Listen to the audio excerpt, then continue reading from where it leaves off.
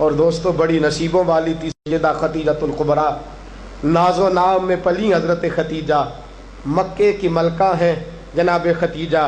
اتنا مال ہے کہ مکے میں کسی اور کے پاس اتنا نہیں۔ غلامی مصطفیٰ میں آئی حضرت خدیجہ، سارا مال حضور کے قدموں پہ قربان کر دیا۔ 3 سال شیب ابی طالب میں پتے کھا کھا کے گزارا کیا، درجنوں اور 20 کنیزیں گھر میں ہیں، لیکن حضرت خدیجہ مصطفیٰ کے لیے روٹیاں خود پکاتی ہیں، حضرت فاطمہ نبی پاک کی خدمت خود کرتی ہیں، حضرت خدیجہ رسول پاک کی نوکری خود کرتی ہیں۔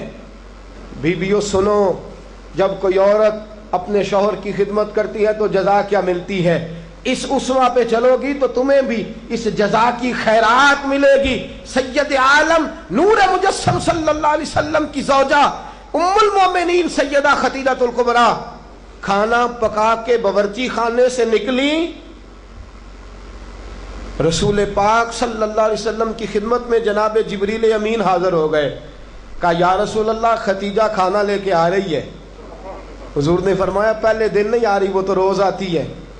پہلے دن نہیں آ رہی، وہ تو روز آتی ہے، لیکن آج آپ کس انداز میں آئے؟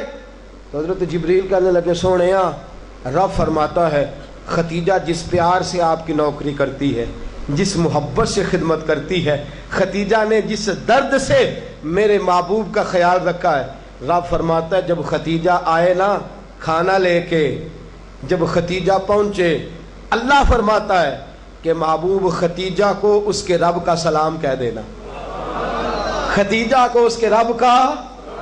حضرت جبریل کہنے لگے سونیا جہاں اللہ کا سلام کہیں گے وہاں ساتھ اس غلام کا بھی سلام کہہ دینا۔ جب عورتیں شوہر کی فرما برداری کریں تو انہیں پھر خیرات ملتی ہے، انہیں پھر اللہ کی طرف سے رحمت کے پیغام آتے ہیں۔ سلام میری بہنوں، میری بیٹیوں، خدا را چھوڑ دو کان دھرنا، چھوڑ دو کسی کی بات سننا، شوہر کی اطاعت میں آ جاؤ۔ اگر یہ زیادتی کرے گا تو اللہ اس سے پوچھ لے گا۔ مختصر سی زندگی ہے، اس زندگی میں تم فرما برداری کرو۔ اگر یہ غلطی کرے گا، اگر یہ ظلم کرے گا تو فیصلہ اللہ پہ چھوڑ دو، اللہ خود حساب لے لے گا، اللہ خود تمہارے لیے دروازہ رحمت کھول دے گا۔ تمہاری طرف سے کوتاہی نہیں ہونی چاہیے، تمہیں شوہر کی نافرمانی نہیں کرنی چاہیے، تمہاری طرف سے زیادتی نہیں ہونا چاہیے۔